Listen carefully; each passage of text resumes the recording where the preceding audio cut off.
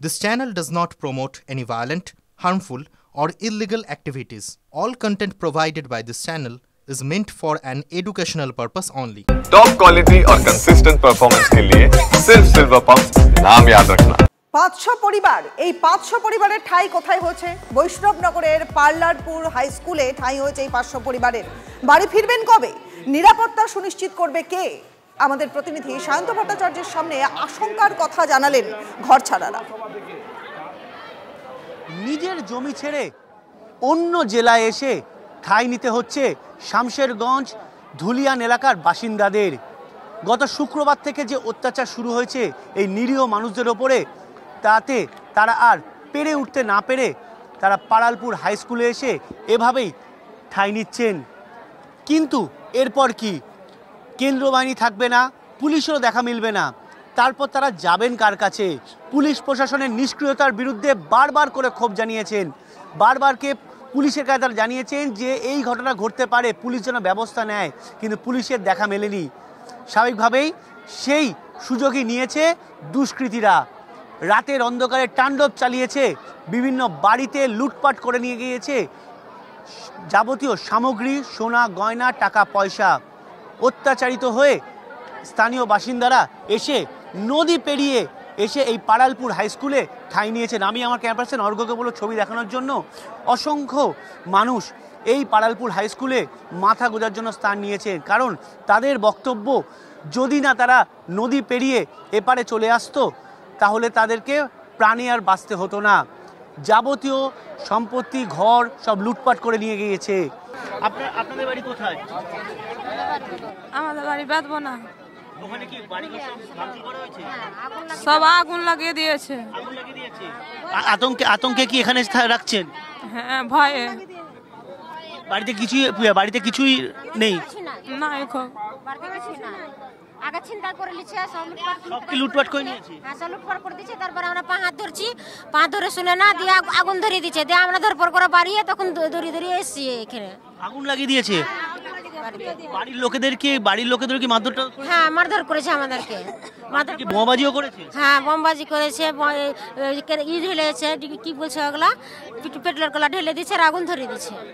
দেখা যাচ্ছে যে কিভাবে এখানে মানুষ রীতিমতো কাঁদছেন, তাদের চোখে জল, কারণ তারা নিজেদের বাড়ি, নিজেদের ভিটে হারিয়ে, নিজেদের ভিটে যেভাবে তারা নিজের চোখে দেখেছেন কিভাবে কেড়ে নেওয়া হয়েছে, এবং তারা রীতিমতো কাঁদছেন এই নিজের ঘর ছেড়ে এসে এইখানে স্থান পেয়েছেন।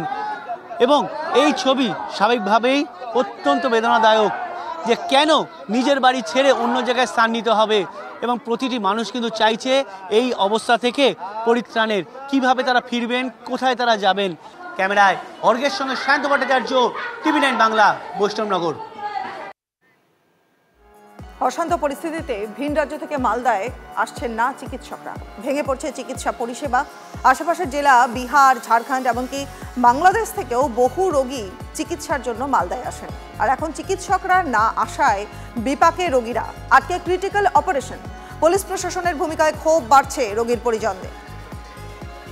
মুর্শিদাবাদ, মোতাবাড়ি আর ধুলিয়ানের যে দাঙ্গা নিয়ে সবাই আতঙ্কেতে আছে, ডাক্তাররাও ভয় আছে। সব থেকে ভয় হচ্ছে আমাদের যে পেশেন্টগুলো, যে এত অবস্থা খারাপ, সেই পেশেন্টগুলো যে ট্রিটমেন্ট যে হবে, এই কারণে এরা কেউ আতঙ্কিত আসতে পারে। এই পরিস্থিতি এখন বর্তমানে হয়ে আছে মালদা এবং মুর্শিদাবাদ। আমরা দেখছি যে খবরে যেটা দেখতে পাচ্ছি সেটা নিয়ে আমরা আতঙ্কিত, এবং তার ফল হয়েছে যে আজকে ডাক্তারবাবু যারা আপনার সাউথের ডাক্তারগুলো যেগুলো আসেন ধরে নেন, ওনাদের তো ডেট পাওয়া খুব মুশকিল হয়ে যায়।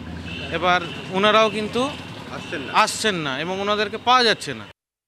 এখানে আমরা পরিষেবা আরও ভালো করার উদ্যোগ নিয়ে বিভিন্ন প্রতিষ্ঠানগুলো, সেই সুবাদে মালদার বাইরে কলকাতা থেকে, শিলিগুড়ি থেকে, দক্ষিণ ভারত থেকেও অনেকেই ডাক্তাররা, স্পেশালিস্টরা এখানে পরিষেবা দেওয়ার জন্য আসেন।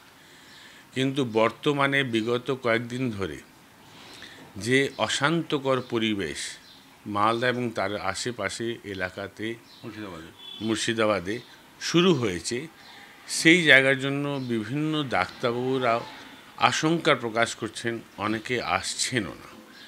এতে কিন্তু মুমূর্ষু রোগীরা এবং দূর দূরান্ত থেকে যারা রোগীরা এখানে চিকিৎসার উপরে আশ্রিত ছিল, তারা এসেও কিন্তু পরিষেবা সঠিকভাবে পাচ্ছেও না। ক্যান্সেল করছেন ফ্লাইটের টিকিট, ট্রেনের টিকিট। ভিন রাজ্য থেকে মালদায় আসতে চাইছেন না চিকিৎসকরা। শুধু ভিন রাজ্যই কেন, কলকাতা থেকেও বহু চিকিৎসকই আসতে চাইছেন না এই মালদায়। উদ্বেগ আর আতঙ্কে। আর অন্যদিকে চিকিৎসার অভাবে মুমূর্ষ রোগীকে নিয়ে বিভ্রান্ত হয়ে ছুটে বেড়াচ্ছেন তার রোগীর পরিবার। কেউ কেউ তো আবার দীর্ঘ অপেক্ষায় বসে রয়েছেন নির্দিষ্ট সেই চিকিৎসক কখন আসে তার রোগীকে চিকিৎসা করা। এই অবস্থা শুধু সরকারি হাসপাতাল নয়, বেসরকারি হাসপাতালও। আর এই নিয়ে ইতিমধ্যেই উদ্বেগে রয়েছেন বেসরকারি এবং সরকারি হাসপাতাল কর্তৃপক্ষ এবং চিকিৎসকরা। ইতিমধ্যেই চিকিৎসকরা প্রাথমিকভাবে পরিস্থিতি দ্রুত নিয়ন্ত্রণে আনার জন্য জেলা প্রশাসনের কাছে আবেদনও করেছেন। অন্যদিকে বিভ্রান্ত হয়ে মুমূর্ষু রোগীকে নিয়ে ছুটে বেড়ানো সেই সমস্ত রোগীর পরিবাররা বলছেন যে রোগ ব্যাধি তো কোনো ধর্ম দেখে আসে না, তাহলে সেক্ষেত্রে তো সব ধর্মের মানুষই ভুক্তভোগী হচ্ছে। মালদা থেকে ক্যামেরায় মুজিবর শেখের সঙ্গে শুভতোষ, TV9 মালদা। মোথাবাড়িতে যে ঘটনাটা ঘটেছিল তারপরেও কিন্তু পুলিশ প্রশাসন সজাগ হয়নি, যার জন্য কি হলো, ধুলিয়ানে একটা গণ্ডগোল হলো। এটা শুধু মালদা না, গোটা বাংলা এবং ভারতবর্ষে এটা ছড়িয়ে পড়ছে, যার জন্য একাধিক ডাক্তার যারা কলকাতায় থাকেন তারা টিকিট ক্যান্সেল করেছেন, তারা আসছেন না। সাধারণ মানুষ এটাতে ভুক্তভোগী হচ্ছেন। আমার মনে হয় সেটা সঠিক কথা নয়, কেন পুলিশ প্রশাসন এবং আমাদের রাজ্যের মানবিক মুখ্যমন্ত্রী মমতা বন্দ্যোপাধ্যায় পরিষ্কার নির্দেশ দিয়েছেন সরকারি কাজে কেউ কোনো সময় বাধা দিতে পারবেন না, সেটা পুলিশ প্রশাসন দেখছেন। তো আপনাদের কাছ থেকে যখন অভিযোগটা পেলাম তারা নিরাপত্তার কারণের জন্যই আসছে না, নিশ্চয়ই আমি জেলা প্রশাসনের সঙ্গে কথা বলে তারা যেন নির্ভয়ে যে চিকিৎসার যে দায়িত্ব পালন করার কথা সেটা যেন নির্ভয়ে পালন করতে পারে, সেটা নিয়ে নিশ্চয়ই কথা বলবো। মিড ডে মিলে বরাদ্দ বাড়ালো কেন্দ্র। প্রাথমিকে মাথাপিছু বরাদ্দ বেড়ে হলো 6 টাকা 78 পয়সা, আর উচ্চ প্রাথমিকে বেড়ে হলো 10 টাকা 17 পয়সা। এই নিয়ে 5 মাসের মধ্যে দ্বিতীয়বার বাড়লেও সামান্য বৃদ্ধিতে খুশি নয় শিক্ষক মহলের একাংশ। তাদের দাবি এই অল্প বরাদ্দে শিশুদের কোনো লাভই হবে না। ভারতীয় সেনার জন্য নয়া প্রযুক্তির অস্ত্র তৈরি করল DRDO। সেনাবাহিনীর জন্য লেজার অস্ত্র প্রতিরক্ষা গবেষণা সংস্থার ইতিমধ্যেই শেষ হয়েছে 30 কিলোওয়াটের এই অত্যাধুনিক লেজার অস্ত্রের পরীক্ষা। দেশীয় প্রযুক্তিতে তৈরি এই অস্ত্রের সাহায্যে দূরের শত্রু ড্রোনের আক্রমণ প্রতিহত করা সম্ভব।